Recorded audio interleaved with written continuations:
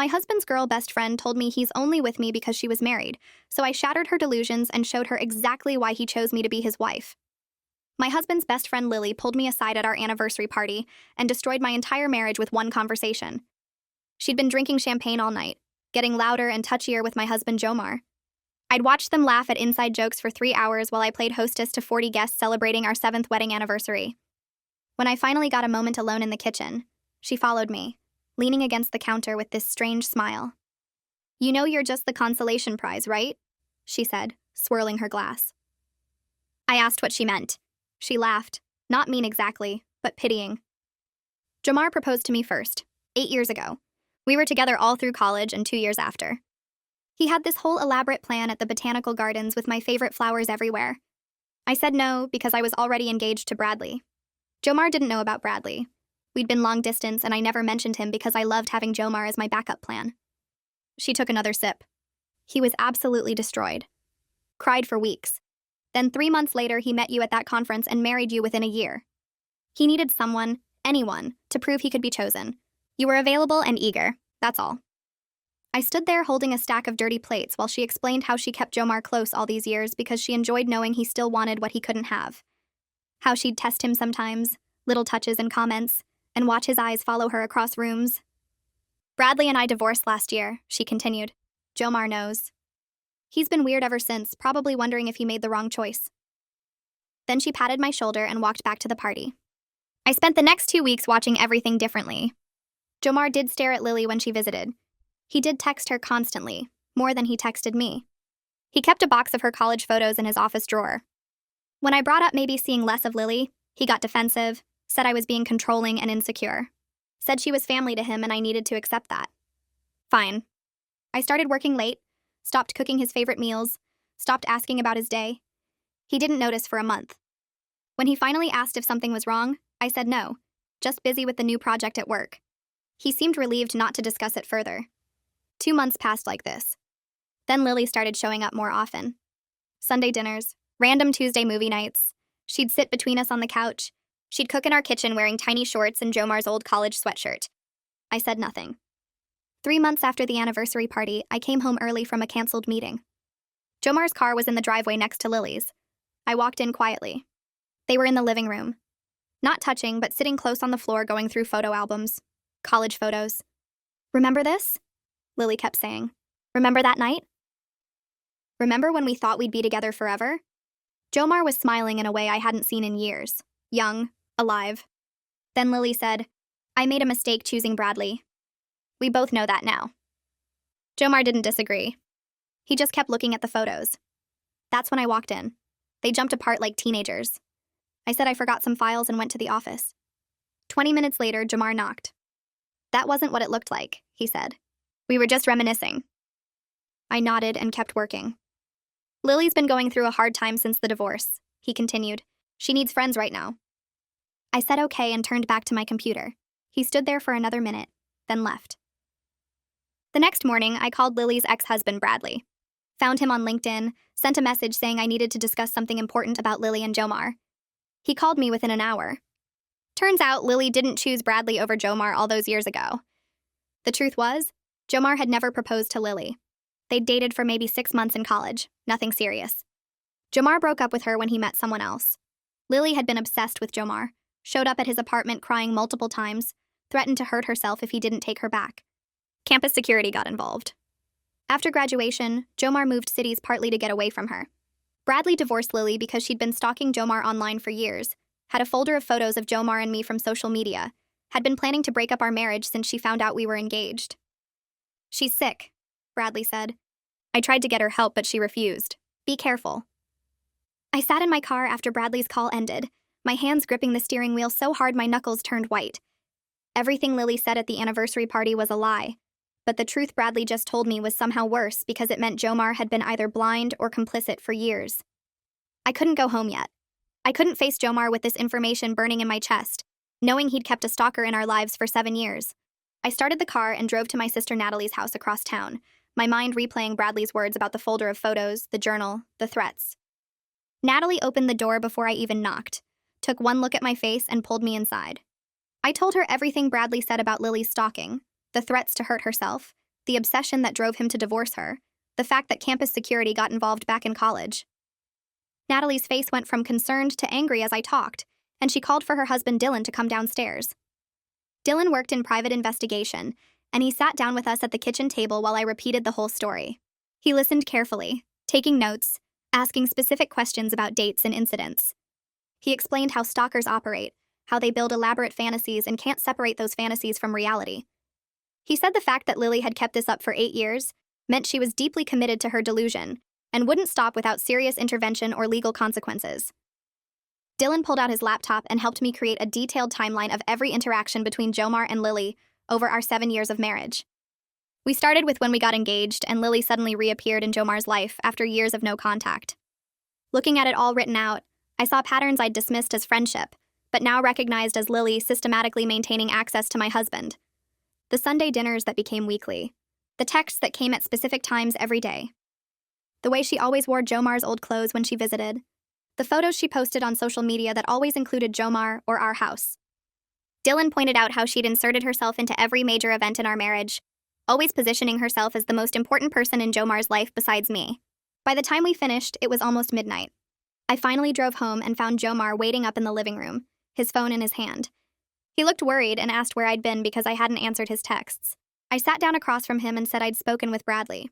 I asked him directly if he knew Lily had stalked him in college, and his face went pale in a way that told me he knew something. Jomar was quiet for a long moment before admitting that Lily went through a rough patch after he broke up with her in college. He said she showed up at his apartment a few times, but he claimed he thought she'd gotten help and moved on. When I pointed out she'd been in our lives constantly for 7 years, he got defensive. He said I was overreacting, that Bradley was probably lying because he was bitter about the divorce, that Lily was just a good friend who cared about him. I pulled out the timeline Dylan helped me create and spread it across the coffee table. I pointed out every time Lily showed up unannounced, every time she wore his old college clothes, every time she positioned herself physically between us on the couch or at parties. Jomar stared at the paper for a long time, his finger tracing the dates and incidents. Finally, he said he needed to think about this, which wasn't the immediate horror and protection I needed from him. I wanted him to be angry, to call Lily right then and tell her to stay away, to apologize for letting this happen. Instead, he just sat there looking at the timeline like it was a puzzle he couldn't solve. I went to bed alone while he stayed on the couch. The next morning, I called Bradley back before Jomar woke up. I asked if he still had any of the evidence from Lily's stalking that led to their divorce. Bradley said he kept everything because his lawyer told him to, and he was willing to share it with me if it would help protect me and Jomar from her. He said he'd email it over within the hour. I sat at my laptop refreshing my inbox until Bradley's email came through. The folder contained screenshots of Lily's social media obsession with Jomar, going back years before Bradley even knew about it. Photos she'd collected of him from mutual friends' accounts, saved and organized by date. A journal she'd kept documenting Jomar's daily routines, what time he left for work, what coffee shop he went to, what gym he used. Reading her entries made my skin crawl because she wrote about him like they were in a relationship even while she was married to Bradley.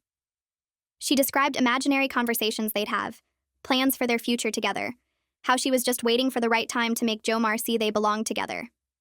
That evening, I showed the evidence to Jomar. I watched his face carefully as he read through Lily's journal entries about him. He looked sick, his hand shaking slightly as he scrolled through page after page of her obsessive documentation. But then he tried to minimize it by saying she was probably just venting harmlessly in a private journal, that lots of people write things they don't mean. I stared at him in disbelief and asked if he seriously thought a married woman keeping a journal about his daily schedule and writing about their imaginary future together was harmless venting. I closed the laptop and looked at Jomar sitting there on the couch. I told him he needed to cut off all contact with Lily right now, immediately. No more texts or calls or visits. He opened his mouth and then closed it again. He shifted in his seat. He said he couldn't just ghost someone who'd been his friend for so long. He said it would be cruel to cut her off without explanation when she was going through a hard time with the divorce. I felt my stomach drop listening to him defend her even after reading her journal entries about tracking his daily schedule. I asked him if he understood that his friend was actually a stalker who'd been planning to break up our marriage for years. He got defensive and said I was overreacting, that Bradley probably exaggerated everything because he was bitter, that Lily just needed better boundaries, not total abandonment. I stood up and told him his priority right now should be protecting his wife, not worrying about hurting his stalker's feelings. He said I was being controlling and jealous just like he'd worried about. That's when I really lost it. I pointed at the laptop and asked if he'd actually read the part where she wrote about waiting for the right moment to make him see they belong together. He said she wrote that stuff while married to someone else, so obviously she didn't really mean it. I stared at him, trying to understand how he could be this blind or this willfully ignorant. We fought for 2 hours, going in circles with him making excuses, and me pointing out facts he couldn't deny, but somehow still managed to minimize. He kept saying Lily was harmless, just confused, just going through something difficult. I kept saying she was dangerous and obsessed and had been manipulating both of us for 7 years. Finally, around midnight, he said he needed space to think and he'd sleep in the guest room. I watched him grab a pillow and walk down the hall. I lay in our bed alone, staring at the ceiling, wondering if my marriage had ever been real or if I'd just been a placeholder in Lily's long game to get Jomar back. I didn't sleep at all that night. The next morning, Jomar left for work early without saying goodbye. I called my friend Caroline around 9 after I knew she'd be between clients. She's a therapist, but I wasn't calling for professional advice. I just needed someone to tell me if I was losing my mind. She listened while I explained everything from the anniversary party, to Bradley's revelations, to Jomar's refusal to cut contact. When I finished, Caroline was quiet for a moment. Then she said my instincts were absolutely right. She said Jomar's defensiveness was a huge red flag because he was prioritizing his stalker's feelings over my safety and our marriage. She said I needed to protect myself even if Jomar wouldn't. I started crying on the phone, relieved that someone validated what I was seeing. Caroline told me to document everything going forward. Every text from Lily, every conversation with Jomar, every incident. She said I should also consult with a lawyer, not necessarily for divorce, but to understand my options if Jomar kept choosing Lily's presence over my peace of mind. I thanked her and hung up, feeling slightly less crazy, but way more scared about what all this meant. Jomar came home that evening and we barely spoke. He made himself dinner while I worked on my laptop. We moved around each other like strangers. 2 days passed like this, cold and distant, sleeping in separate rooms. Then on Thursday morning, I got a text from Lily. She asked if everything was okay because Jomar had been distant with her lately. I read that message 3 times. She'd noticed a 2-day change in Jomar's behavior toward her. She was monitoring him closely enough to detect a slight shift in his texting patterns or response times. Everything Bradley had told me about her obsessive attention to Jomar's patterns was right there in one text message. I took a screenshot immediately and added it to the folder Dylan had helped me create. When Jomar got home that evening, I showed him Lily's text on my phone. I asked him if he thought it was normal for a friend to notice and comment on 2 days of slightly different behavior. He looked uncomfortable reading it. He admitted that Lily did seem to pay unusual attention to him, but then he added that she was probably just worried because they talked every day, and the sudden change concerned her as a friend. I asked him what kind of friend monitors another person's communication patterns that closely. He said she was harmless and just needed better boundaries, like he'd been saying all along. I put my phone down and told him I was going to stay with Natalie for a few days. His face went pale. He asked me not to leave, said we could work this out, said he'd talk to Lily about boundaries. I told him his continued defense of her was choosing her over me, and until he understood that, I needed space to think about our marriage. I packed a bag while he followed me around the bedroom trying to convince me to stay. I left anyway. Natalie's house felt safe in a way my own home didn't anymore. She made up the guest room and didn't push me to talk when I clearly wasn't ready. Dylan came home from work and found me sitting at their kitchen table staring at nothing. He sat down across from me and offered to do a background check on Lily. He said his company had access to employment records and court filings, and he could see if there was any other documented concerning behavior. I agreed, even though it felt weird investigating my own life like this, but I needed to know the full truth about this woman who'd been circling my marriage for years. Dylan worked on his laptop for about an hour while Natalie and I pretended to watch TV. When he called me over, his face was serious. He showed me what he'd found. Lily had been fired from a job 3 years ago.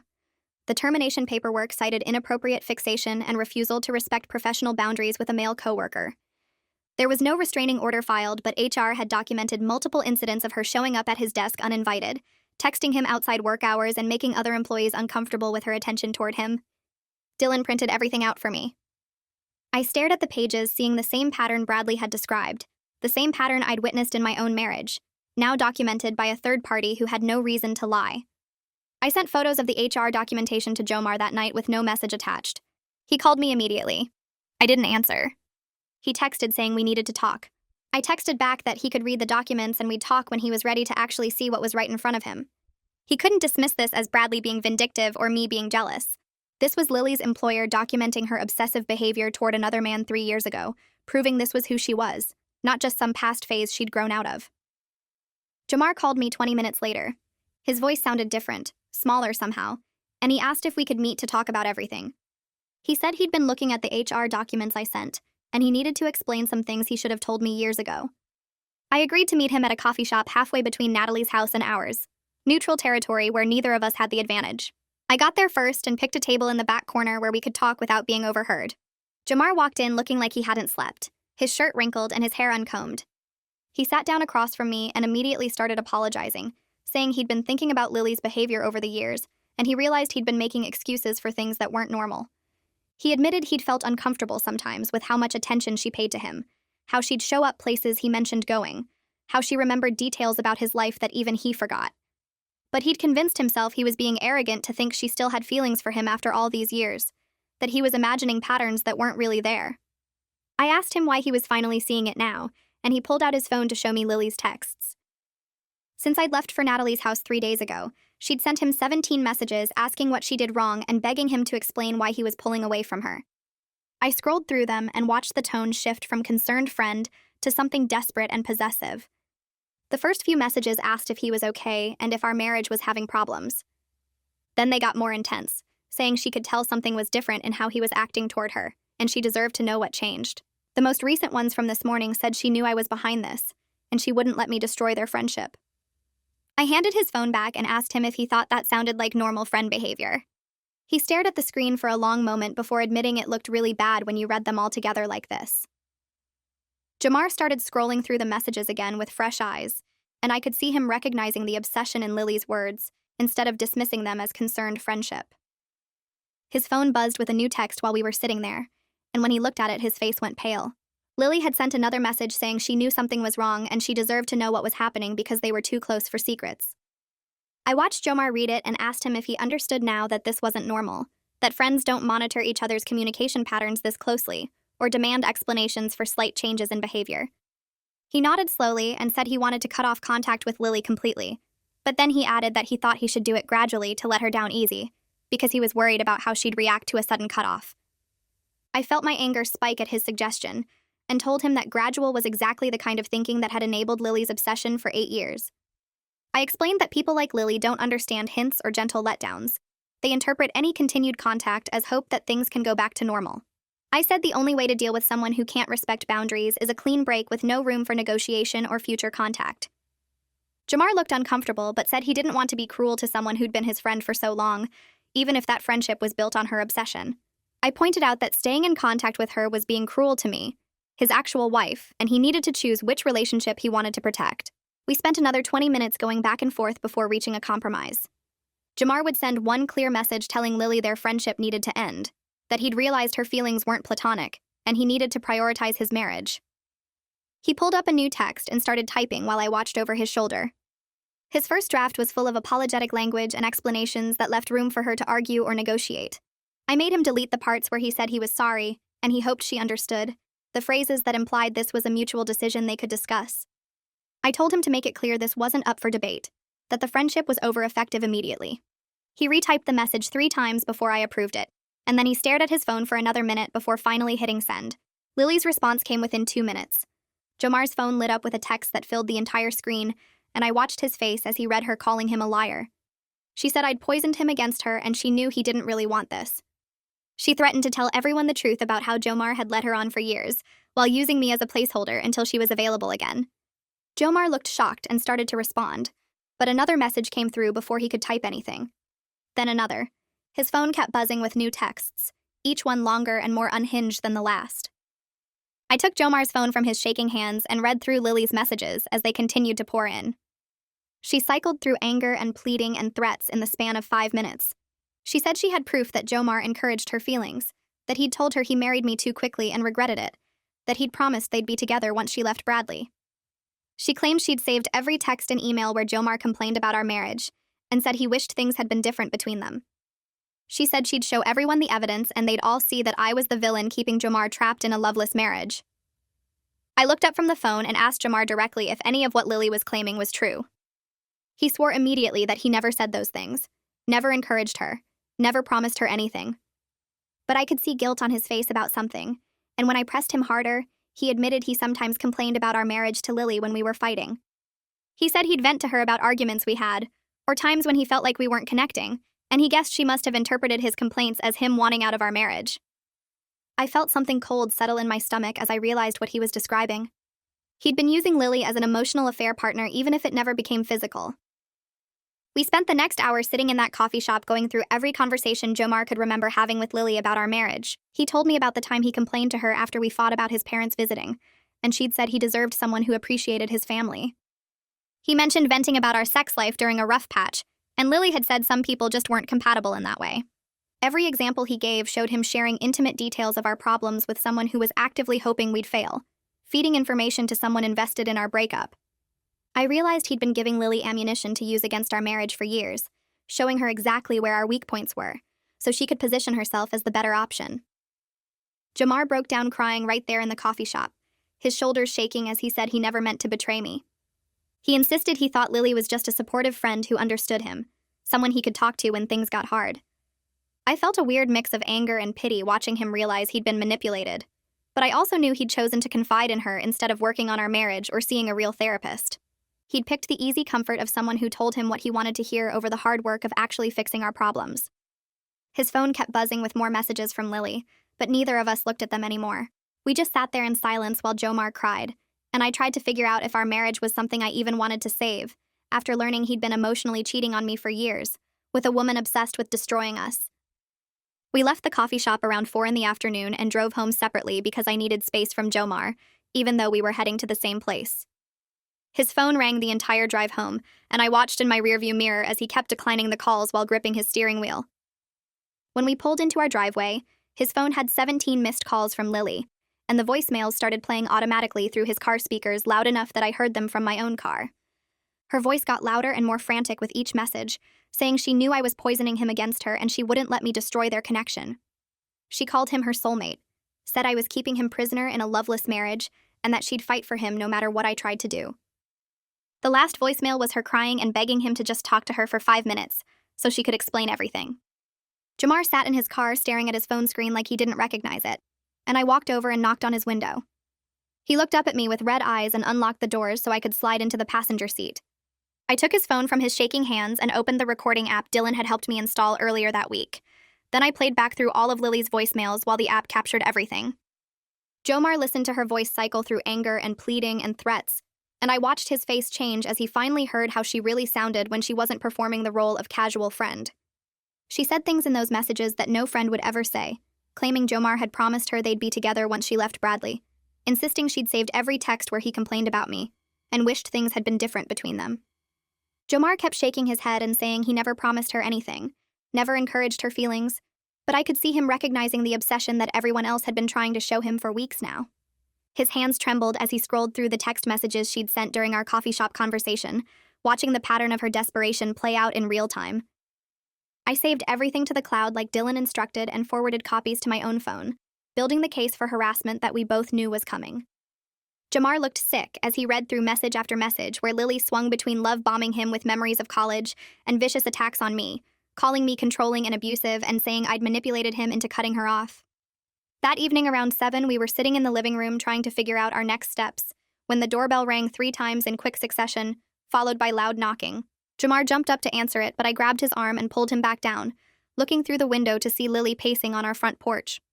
She rang the bell again and started knocking harder, calling out that she knew we were home because both our cars were in the driveway.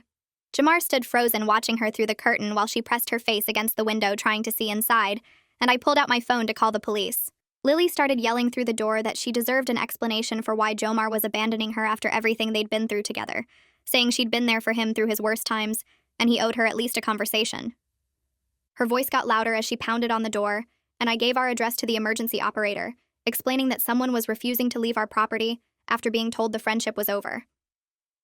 Jomar kept staring at Lily through the window like he was watching a stranger, this woman he'd known for over a decade transforming into someone he didn't recognize at all. The operator told me to stay inside and keep the doors locked until an officer arrived, and I could hear Lily's muffled shouting about how I'd brainwashed Jomar and stolen him away from her. She kicked the door once and Jomar flinched, finally understanding that this wasn't just awkward or uncomfortable, but actually dangerous. The police officer arrived about 15 minutes later, and I watched through the window as he approached Lily on our porch. She immediately switched to a calmer tone, and I saw her gesturing toward our house while talking to him, probably explaining that she was Jomar's best friend and just wanted to check on him. The officer listened for a few minutes, then knocked on our door and asked to speak with us, and Jomar opened it while I stood behind him. The officer took our statement about ending the friendship and asking Lily to stop contact, and he wrote everything down in his notebook, including the voicemails and messages she'd sent. He turned back to Lily and told her she needed to leave our property immediately, explaining that she was trespassing and if she returned, we could pursue charges against her. Lily's face changed from concerned friend to something harder, and she told the officer that she'd been Jomar's best friend for over a decade, and she had a right to talk to him. She pointed at me and said I was controlling and abusive, that I was keeping Jomar isolated from everyone who cared about him, and that the officer should be worried about Jomar's safety, not hers. The officer remained professional and repeated that she needed to leave the property now, and Lily finally started walking toward her car, but not before turning back to shout that this wasn't over. She got in her car and sat there for another minute staring at our house before driving away, and the officer waited until she was gone before talking to us again. He suggested we document everything and consider getting a restraining order if Lily continued trying to contact us, saying he'd seen situations like this escalate before. He explained that the fact she showed up at our home after being told to stop contact was a concerning sign that she might not respect boundaries even with police involvement. After the officer left, Jomar and I sat in the living room in silence for a long time before either of us could talk about what just happened. We ended up staying awake until 3 a.m, going over everything about our marriage, about how we got here, about whether we could actually fix this mess. Jomar apologized for not seeing Lily's obsession earlier, for confiding in her instead of me about our problems, for defending her all those times when I tried to raise concerns about her behavior. He cried again and kept saying he was sorry, but I told him I needed more than apologies, because sorry didn't undo years of him choosing to share our intimate problems with someone who wanted us to fail. We talked about every fight we'd had where he ran to Lily afterward, every rough patch in our marriage where she was the person he turned to instead of a real therapist or marriage counselor. Jomar admitted he liked having someone who made him feel understood without challenging him to actually work on our issues, and hearing him say that out loud made me realize how deep his betrayal went. I asked him if he wanted to stay married to me, or if he'd rather try to make things work with Lily now that she was available, and he looked shocked that I'd even ask. He swore he never wanted Lily romantically and never encouraged her obsession, but I pointed out that his actions told a different story regardless of his intentions. I told Jomar that if we were going to try to save our marriage, he needed to start therapy immediately, both individual sessions to understand why he allowed this toxic dynamic and couples counseling with me to rebuild the trust he'd destroyed. He agreed without hesitation, and I saw genuine remorse on his face, but I also knew that remorse wasn't the same as actual change. I explained that I needed to see consistent action over time, not just promises made in a moment of crisis when he was scared of losing me. We made a plan for him to find a therapist within the week and for us to start couples counseling as soon as possible, and I told him that if he missed appointments or didn't take it seriously, I was done trying. Jomar nodded and reached for my hand, but I pulled away, telling him that physical comfort wasn't something he'd earned back yet. We finally went to bed in separate rooms around 3:30 in the morning, both of us exhausted but knowing sleep wouldn't come easy after everything that happened. Over the next week, Lily continued trying to contact Jomar through every method she could think of since he'd blocked her number. She sent emails to his work account and personal account, messaged him through social media platforms we'd forgotten he even had accounts on, and created new accounts when he blocked those too. Each message swung wildly between love bombing him with happy memories from college and vicious attacks on me, calling me every name she could think of and blaming me for destroying their friendship. I screenshot everything and added it to our growing file of evidence, watching the pattern of her obsession play out in digital form. Jomar looked more disturbed with each new message, finally seeing clearly what everyone else had been trying to tell him about Lily's unhealthy fixation. She sent him photos from college with captions about how happy they used to be, then followed up with messages saying I'd never understand him the way she did. One night, she sent 17 messages in 2 hours, each one more desperate than the last, begging him to remember their connection, and promising she could make him happier than I ever could. Dylan came over that weekend with a security consultant friend to help us install cameras around our house and change all the locks. He explained that stalkers often escalate when they lose access to their target, and the cameras would give us evidence if Lily tried to show up again. Jomar looked embarrassed that we needed these precautions because of someone he'd called his best friend for years, but he helped with the installation without complaining. We put cameras at the front door, back door, and driveway, all connected to an app on both our phones so we could check them from anywhere. Dylan's friend also installed motion sensor lights around the perimeter of the house and showed us how to set up alerts if anyone approached the property. The whole process took about 4 hours and cost more money than I wanted to spend, but I knew it was necessary to feel safe in our own home. Jamar kept apologizing while we worked, saying he never imagined his friendship with Lily would lead to us needing security cameras and new locks. I didn't respond because there wasn't anything to say that would make the situation less awful.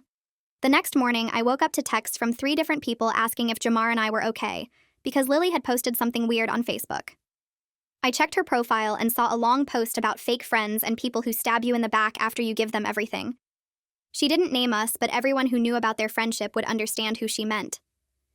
Jamar got similar messages throughout the day from coworkers and mutual friends wanting to know what happened between him and Lily. He sat at the kitchen table staring at his phone, clearly stressed about how to respond to people. I could see him typing and deleting messages over and over, trying to figure out what to say that wouldn't make things worse but also wouldn't let Lily paint herself as the victim. He finally asked me what I thought he should tell people, and I said he needed to be honest about why he ended the friendship. I explained that Lily was already controlling the story with her vague posts, and if he stayed silent, people would believe her version where she did nothing wrong and we just turned on her for no reason. Jomar looked uncomfortable with the idea of sharing private details, but I reminded him that Lily had a documented history of stalking and obsessive behavior that people needed to know about for their own safety. He agreed to talk to his closest friends and coworkers about the real situation, instead of making up some polite excuse about growing apart. The next day at work, Jomar sat down with his coworker Marshall during lunch and explained everything about Lily's stalking history from college, Bradley's divorce revelations, and her recent escalating behavior. Marshall listened carefully and then admitted something that made Jomar go quiet. He said he always thought Lily's attention toward Jomar seemed too much, like she watched him constantly and got upset when he talked to other women at the office. Jomar asked what he meant, and Marshall described how Lily used to show up at their office building sometimes, supposedly to meet Jomar for coffee, but she'd arrive early and watch through the lobby windows. Marshall had seen her standing outside their floor multiple times, timing her arrival for when Jomar usually took his break. He also mentioned that Lily would get this look on her face, angry and hurt, whenever she saw Jomar laughing with female coworkers or talking to the new women who joined their team. Marshall said he brought it up once years ago, suggesting that maybe Lily had feelings Jomar should address. But Jomar had brushed it off, saying Lily was just protective of him like a sister would be. Marshall hadn't pushed the issue because it wasn't really his business, and Jomar seemed happy to keep Lily around. Hearing this made Jomar realize how many signs he'd ignored or explained away over the years. He started thinking about all the times Lily found excuses to touch his arm or shoulder during conversations, how she'd lean in close when they talked even in group settings. He remembered how she'd get quiet and moody during gatherings where I shared happy stories about our marriage, like she couldn't stand hearing about our good moments together. He also recalled her jokes about me not being good enough for him, comments she'd make when I wasn't around about how Jomar deserved someone who understood him better. At the time, he'd laughed them off as Lily being overly loyal to him, but now he saw them as attempts to undermine our relationship and plant doubt in his mind about whether he'd made the right choice marrying me. Jomar came home that evening looking exhausted and told me about his conversation with Marshall and all the red flags he was finally seeing clearly. I felt vindicated, but also frustrated that it took this long and this much evidence for him to acknowledge what had been obvious to everyone else. We had our first appointment with Sienna Rowe 2 days later, a therapist who works with couples recovering from betrayal and broken trust. Her office was calm with comfortable chairs, and she started by asking us each to explain why we were there and what we hoped to accomplish through therapy. I went first and explained the whole situation with Lily, from the anniversary party confrontation, through Bradley's revelations about her stalking to the recent escalation after Jomar tried to end contact. Sienna listened without interrupting, and then asked Jomar to share his perspective on what happened. Jomar talked about how he'd maintained the friendship with Lily for years, without realizing her feelings weren't normal or healthy, how he'd dismissed concerns from me and others because he trusted Lily and believed their friendship was genuine.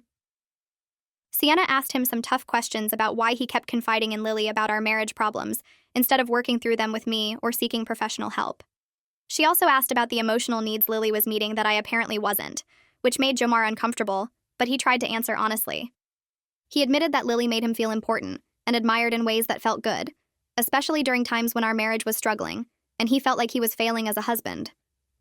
Hearing him say this out loud hurt more than I expected because it confirmed that he'd been having an emotional affair with someone obsessed with him, even if he claimed not to realize her true intentions. Sienna helped me put words to feelings I'd been struggling to express, explaining that I felt like I'd been in a competition I didn't know existed for my own husband's attention and affection. She asked me to tell Jomar directly how it felt knowing that Lily was always there in his mind as an option or backup plan, even if he didn't consciously think of her that way. I looked at Jomar and told him that every time he defended Lily or made excuses for her behavior, it felt like he was choosing her over me and our marriage. I explained that watching him light up around her in ways he didn't around me anymore made me question whether he actually wanted to be married to me, or if he was just staying because leaving would be too complicated. Jamar's face showed real pain hearing this, and I could see him understanding for the first time how deeply his actions and choices had damaged our relationship and my ability to trust him. Sienna let us sit with that heavy moment before gently guiding us toward discussing what steps we each needed to take to start rebuilding trust and connection. 2 weeks after Jomar sent Lily the message ending their friendship, I received an email from her directly. The subject line said we needed to talk, and the message was long, several paragraphs claiming she had proof that Jomar had pursued her romantically throughout our entire marriage. She wrote that Jomar had told her multiple times that he married me too quickly and regretted his choice, that he'd said I didn't understand him the way she did, that he'd promised they'd be together once she was free from Bradley. Attached to the email were screenshots of text conversations between her and Jomar, and at first glance they seemed to support her claims. I felt sick reading through them, seeing messages where Jomar appeared to be flirting with Lily and complaining about me. But something felt off about the screenshots, so I called Dylan and asked him to come look at them with his investigation experience. Dylan arrived within an hour, and I showed him the email and attachments on my laptop. He spent about 30 minutes examining the screenshots carefully, zooming in on different parts and comparing timestamps. Then he started pointing out inconsistencies that proved Lily had manipulated the images. He showed me how she'd deleted her own messages from the conversations, leaving only Jomar's responses, which looked bad without context. She'd also rearranged the timeline, taking messages from different conversations months apart and putting them together to create a false narrative. Dylan explained that she'd used editing software to make it look seamless, but if you looked closely at the metadata and formatting, you could see where she'd cut and pasted. He pulled up the original conversations on Jomar's phone to compare, and we could see that Jomar's actual messages were innocent responses to things Lily had said first. But without her parts of the conversation, they looked like he was initiating romantic contact. The level of planning and technical skill Lily put into creating these fake screenshots scared me because it showed how far she was willing to go to support her delusion that Jomar wanted her. Dylan said this kind of evidence manipulation was common with stalkers, who need to justify their obsession by convincing themselves and others that their feelings are reciprocated. I saved everything Dylan showed me about the manipulation and added it to our growing file of evidence against Lily. The next day, I contacted Brady Moss, an attorney who handles stalking and harassment cases. Brady's office was downtown, and he had me bring all our documentation, everything from Bradley's original revelations through the recent emails and Lily's violation attempts. He spent over an hour reviewing the timeline we'd created, the screenshots of Lily's messages, the police report from when she showed up at our house, and the evidence of her manipulated conversations. When he finished reading everything, he looked up and said we had a strong case for a restraining order based on Lily's established pattern of obsessive behavior going back years. He explained that the fact she'd escalated after being clearly told to stop contact, that she'd shown up at our home despite warnings, and that she was now creating false evidence, showed she posed a real threat to our safety and well-being.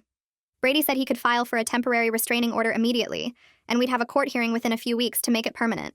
He warned us that Lily would likely get worse before she got better, because stalkers often react badly to legal consequences, seeing them as further proof that their target is being controlled or manipulated by others. I signed the paperwork authorizing Brady to move forward with the restraining order and left his office feeling both relieved that we were taking legal action and anxious about how Lily would respond when she got served.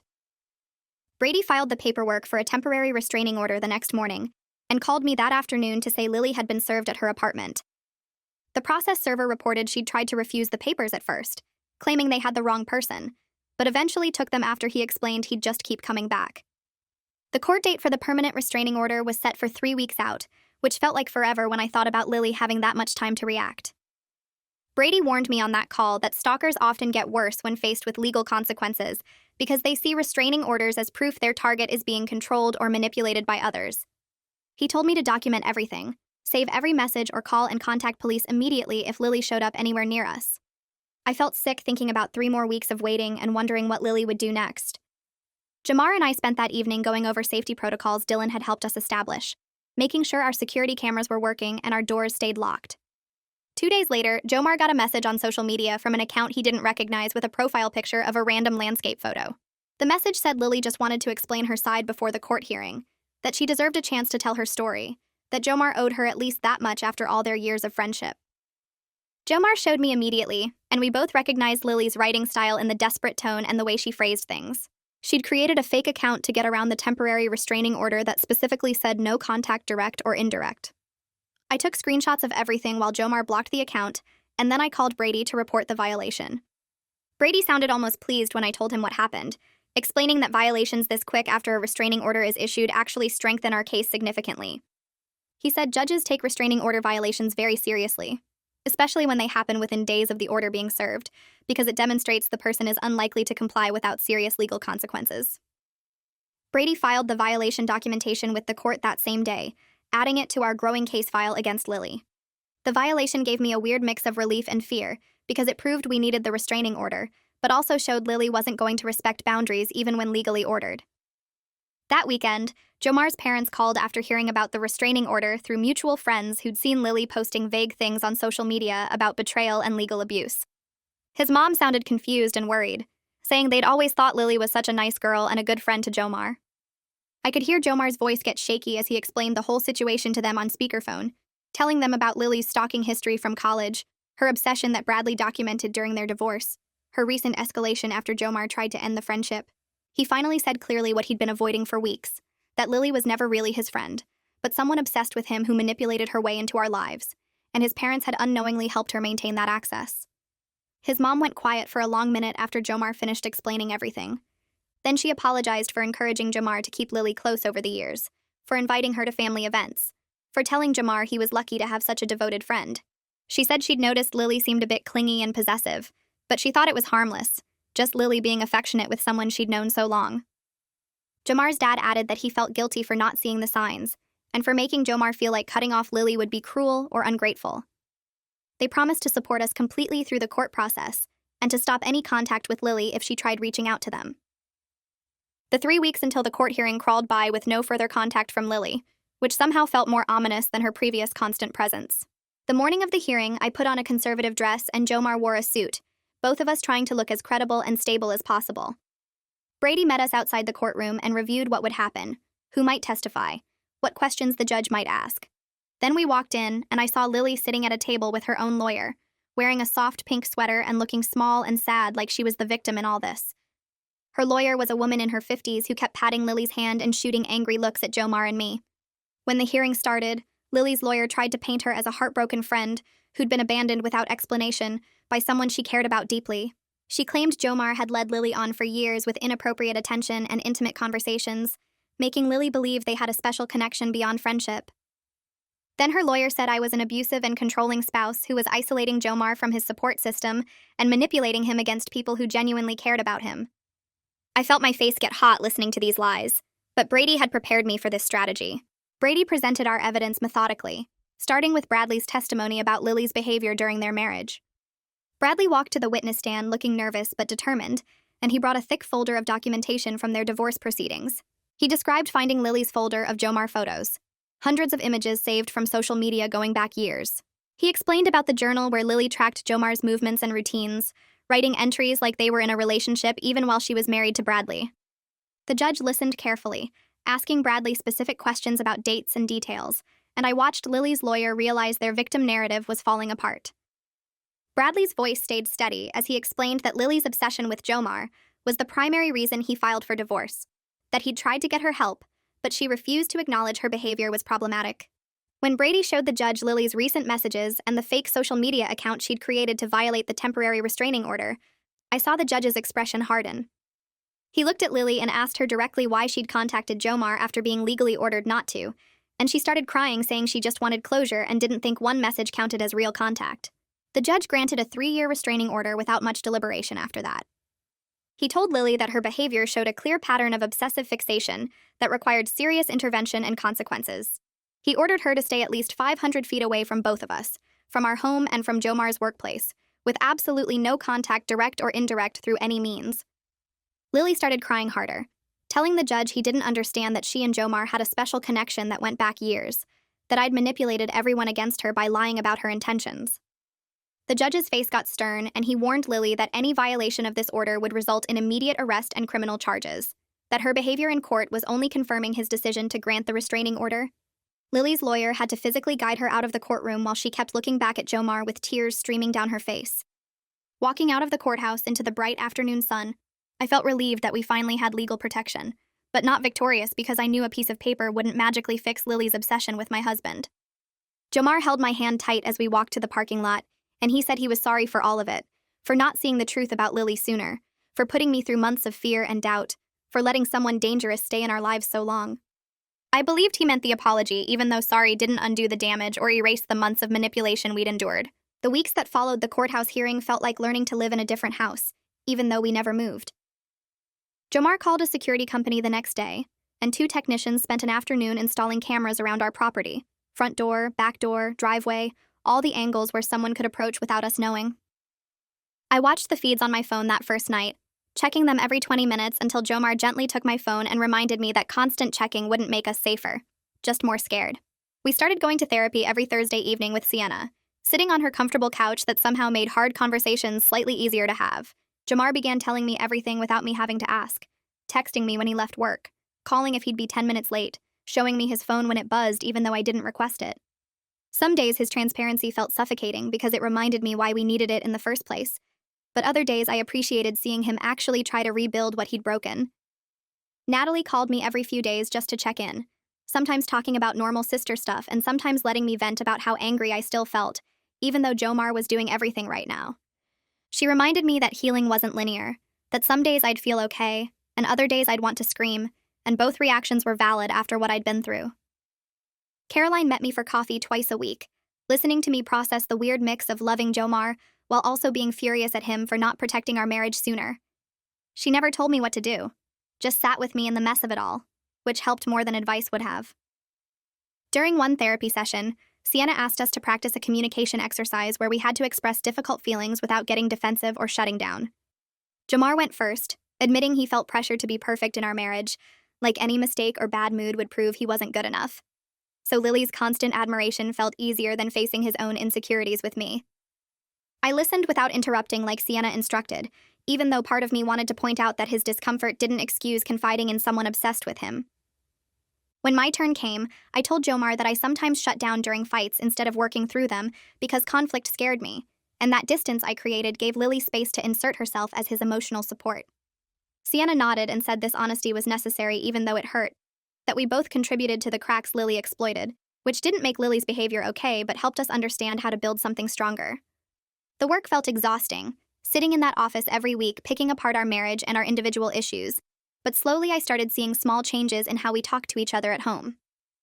3 months after the restraining order, Jomar's friend Diego called him sounding uncomfortable, saying Lily had reached out asking Diego to pass along a message. Diego told Jomar he'd refused and actually decided to cut ties with Lily completely after Jomar explained the full situation about her stalking and obsession.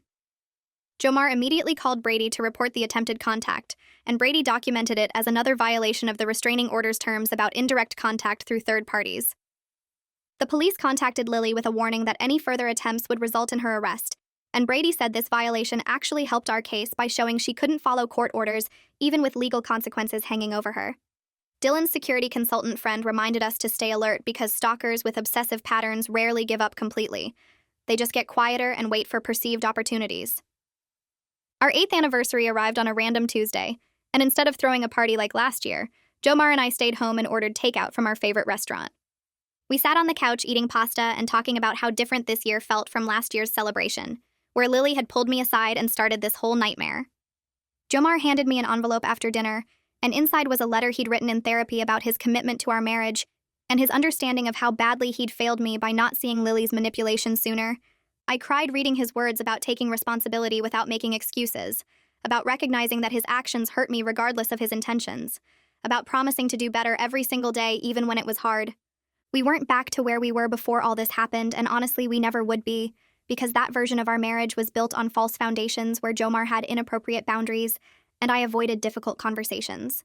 But we were building something new that felt more honest, with actual communication instead of assumptions, and some days I genuinely believed we'd make it through this stronger than before.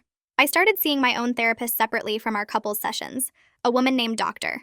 Beck, who specialized in trust issues and relationship trauma. She helped me understand that Jomar's betrayal was real even if it wasn't a physical affair, that emotional infidelity and poor boundaries caused legitimate damage I was allowed to grieve. Dr. Beck said I didn't have to forgive quickly or pretend to be over it just because Jomar was trying harder now, that healing happened on my timeline, not anyone else's schedule. One evening, Jomar came home from work looking excited instead of his usual cautious, careful mood, and he told me his boss had offered him a promotion to senior manager. Instead of celebrating with coworkers first or waiting to tell me later, he came straight home to share the news with me, asking if we could go out to dinner to celebrate together. I felt myself smile genuinely for the first time in months. Not because of the promotion itself, but because he'd immediately included me instead of compartmentalizing his work life like he used to do. Small moments like this showed me he was really trying to change his patterns, and I was learning to acknowledge his efforts even while I was still healing from everything that happened. 6 months after the restraining order became permanent, Jomar and I drove 3 hours north to a small cabin by a lake for the weekend. We needed space away from our house where Lily had sat on our couch and cooked in our kitchen and tried to take my husband. The cabin had 2 bedrooms and a porch overlooking the water, and we spent the first evening just sitting outside watching the sunset without talking much. The next morning, Jomar made coffee and we sat at the wooden table discussing whether we should sell our house and buy something new in a different neighborhood. He said a fresh start might help us leave behind all the bad memories, and I agreed that coming home to the same living room where I'd found him looking at photos with Lily still made my chest tight sometimes. We looked at real estate listings on my phone and talked about what we wanted in our next place. Maybe something with a bigger yard and a proper office for each of us, so we had our own spaces. That afternoon, we walked around the lake, and Jomar held my hand the whole time, and he told me he was proud of how strong I'd been through everything, and sorry again for not protecting our marriage better. I told him I was learning to forgive him even though some days were harder than others, and that I believed we could build something better than what we had before, because now we both understood what real boundaries looked like. I know Lily's obsession might come back someday, because people like her don't just stop wanting what they've fixated on for years. I know Jomar's emotional affair and his choosing to confide in her instead of me left damage that will take years to fully heal. But we're both in therapy every week, and we're both trying to be honest even when it's uncomfortable, and we're building a marriage where nobody else gets space to wedge themselves between us ever again. Some days I'm genuinely happy with him, and other days I still feel angry about everything he let happen, but I'm choosing to stay and do the work because I think we can make it.